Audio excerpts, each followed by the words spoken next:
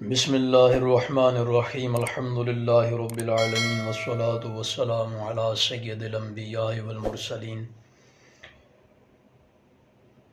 حضرت سیدنا ابو موسیٰ اشعری رضی اللہ تعالیٰ عنہ بیان فرماتے ہیں کہ رسول اللہ صلی اللہ تعالیٰ علیہ وآلہ وسلم نے ارشاد فرمایا، اس مومن کی مثال جو قرآن پڑھتا ہو سنگترے کے جیسی ہے کہ جس کی خوشبو بھی پاکیزہ ہے اور ذائقہ بھی پاکیزہ، اور اس مومن کی مثال جو قرآن نہیں پڑھتا کھجور کے جیسی ہے کہ جس میں خوشبو نہیں ہوتی لیکن ذائقہ میٹھا ہوتا ہے، اور اس منافق کی مثال جو قرآن پڑھتا ہو ریحانہ پھول کی طرح ہے کہ جس کی خوشبو تو اچھی ہوتی ہے لیکن ذائقہ کڑوا ہوتا ہے، اور وہ منافق جو قرآن بھی نہ پڑھتا ہو اس کی مثال اندرائن ایک بوٹی ہے اس کے جیسی ہے کہ جس میں کوئی خوشبو نہیں ہوتی اور اس کا ذائقہ بھی کڑوا ہوتا ہے۔ بخاری شریف کی اس حدیث مبارکہ میں بڑی خوبصورت مثالوں سے قرآن پڑھنے والے مومن کی مثال دی گئی، اور ساتھ ہی ساتھ بتا دیا گیا کہ منافق بھی قرآن پڑھتے ہیں تو ان کے قرآن پڑھنے کی مثال کیا ہے اور مومن کے قرآن پڑھنے کی مثال کیا ہے۔ انسان یا تو کافر ہوگا یا مومن ہوگا، اور جب مومن ہوگا تو پھر اس میں دو کیٹیگریاں ہوں گی، یا وہ پکا مومن ہوگا یا منافق ہوگا،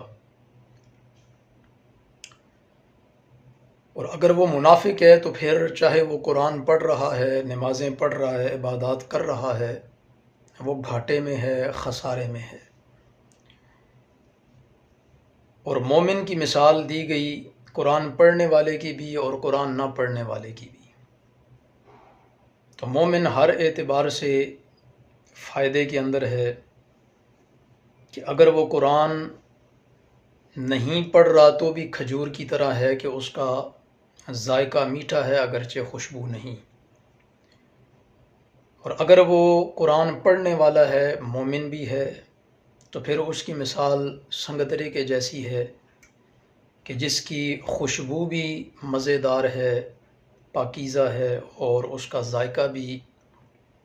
مزیدار ہے۔ اور منافق جو ہے وہ ہر اعتبار سے گھاٹے میں ہے، قرآن پڑھے تب بھی، قرآن نہ پڑھے تب بھی۔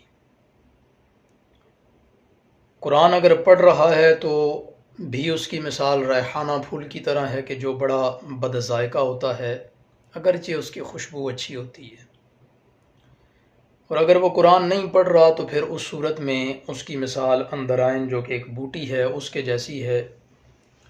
کہ جس کی نہ خوشبو اچھی ہے اور نہ ہی اس کا ذائقہ اچھا ہے۔ اللہ رب العزت ہمیں تمام تر عملی منافقتوں سے محفوظ فرمائے اور عقیدے کا بھی پکا مومن بنائے اور عمل کا بھی پکا مومن بنائے، اور ایمان کی دولت کے ساتھ ساتھ رب کائنات ہمیں پھر قرآن پڑھنے کی توفیق بھی عطا فرمائے۔ قرآن پڑھنے کے یقیناً بڑے فوائد ہیں، بڑی نیکیاں ہیں، نیکیوں کے بڑے ذخائر ہیں۔ اللہ رب العزت ہمیں قرآن کی تلاوت کی سعادت عطا فرمائے۔ قرآن کی تلاوت کے حوالے سے مختصر اتنا کہ ایک ایک حرف پہ 10 نیکیاں ملتی ہیں، اور پھر اس کی وضاحت رسول اللہ صلی اللہ تعالیٰ علیہ وآلہ وسلم نے خود فرمائی کہ الف لام میم کو ایک حرف نہ سمجھا جائے، بلکہ الف لام میم الگ الگ 3 حروف ہوئے، اور ایک ایک حرف پہ 10 نیکیاں، تو بات کہاں پہ جا پہنچتی ہے اگر ہم باقاعدگی کے ساتھ قرآن کی تلاوت کرنے والے بن جائیں۔ اور رسول اللہ صلی اللہ تعالیٰ علیہ وآلہ وسلم نے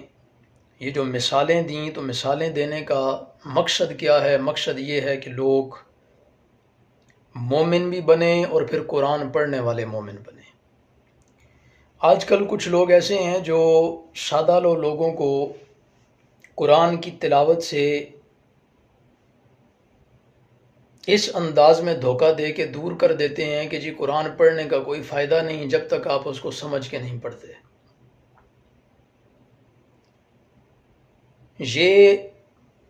اس قدر دھوکے پر مبنی بات ہے کہ کئی لوگ قرآن کی تلاوت سے سرے سے محروم ہی ہو جاتے ہیں،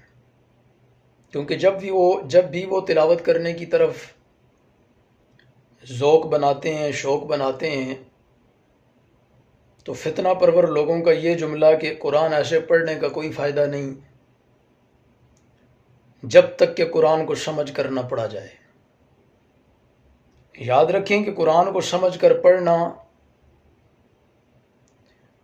یہ الگ فضیلت ہے، اور قرآن کی صرف تلاوت کرنا یہ الگ فضیلت ہے۔ اس میں کوئی شک نہیں کہ قرآن سمجھ کے پڑھنے والے اور صرف تلاوت کرنے والے میں زمین آسمان کا فرق ہے، لیکن بہرحال فضیلت دونوں میں شامل ہے۔ تو اللہ رب العزت ہمیں قرآن زیادہ سے زیادہ پڑھنے کی توفیق عطا فرمائے، اور اس کے ساتھ ہی ساتھ قرآن سمجھنے کی توفیق بھی عطا فرمائے۔ اور پھر جیسا کہ میں نے ذکر کیا کہ فتنہ پرور لوگوں کی طرف سے یہ بات کہی جاتی ہے کہ قرآن ایسے پڑھنے کا کوئی فائدہ نہیں، تو پھر جب لوگ خود قرآن پڑھنا شروع کرتے ہیں، پھر اس کے تراجم کی طرف آتے ہیں، تفاسیر کی طرف آتے ہیں، تو چونکہ قرآن کی تلاوت تو انسان خود ہی کرتا ہے، لیکن قرآن فہمی کے لیے پھر عالم کی ضرورت ہے، استاذ کی ضرورت ہے، راہبر کی ضرورت ہے، رہنما کی ضرورت ہے۔ تو بندہ غلطی یہاں سے یہ کرتا ہے کہ قرآن کی تلاوت چونکہ ہم خود ہی کرتے ہیں، اور سمجھ کر پڑھنے والوں نے جو دھوکہ دیا ہے کہ اس کو سمجھ کے پڑھا جائے، تو پھر لوگ کیا کرتے ہیں کہ خود ہی ترجمہ پڑھنا شروع کر دیتے ہیں، خود ہی قرآن کی تفسیر پڑھنا شروع کر دیتے ہیں۔ تو کئی ایک مقام ایسے ثقیل آتے ہیں کہ جن کو عام بندے کے لیے سمجھنا مشکل ہوتا ہے، تو اس لیے علماء تنبیہ کرتے ہیں کہ قرآن پاک کا ترجمہ اور تفسیر کسی عالم کی نگرانی میں اس کا مطالعہ کرنا چاہیے، اس کو پڑھنا چاہیے۔ اللہ رب العزت ہمیں قرآن کی تلاوت، قرآن کی تلاوت کا ذوق، قرآن کی تلاوت کا شوق، اور زیادہ سے زیادہ قرآن پاک سے محبت کرنے کی توفیق عطا فرمائے، اور اس کے ساتھ ہی ساتھ اس کا ترجمہ اور تفسیر علماء کی نگرانی میں پڑھنے کی اللہ رب العزت ہمیں توفیق عطا فرمائے۔ اور دعا ہے کہ اس حدیث مبارکہ میں جو 4 مثالیں بیان کی گئیں، ایک ایسے منافق کی جو قرآن نہیں پڑھتا، وہ مثال بھی بری ہے، ایک ایسا منافق جو قرآن پڑھتا ہے مگر اس کی مثال بھی بری ہے، اور ایک ایسا مومن جو قرآن نہیں بھی پڑھتا لیکن وہ کھجور کی طرح ہے۔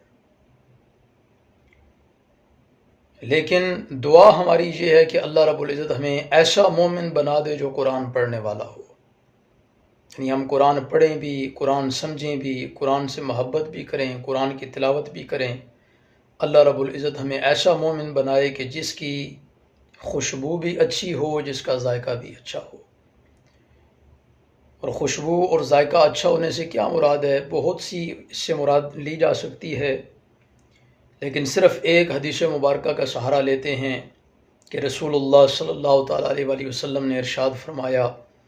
خیرکم من تعلم القرآن وعلمہ، کہ قرآن سیکھنے والا اور قرآن سکھانے والا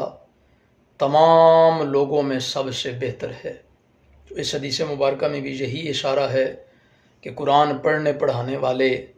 وہ تمام لوگوں سے بہتر ہیں ہر اعتبار سے۔ اللہ رب العزت ہمیں سمجھنے کی توفیق عطا فرمائے، قرآن سے محبت کرنے کی توفیق عطا فرمائے،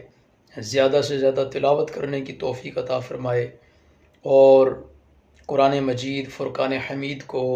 سمجھنے اور سمجھ کر اس پر عمل پیرا ہونے کی بھی اللہ رب العزت ہمیں توفیق عطا فرمائے۔ وآخر دعوانا الحمد للہ رب العالمین۔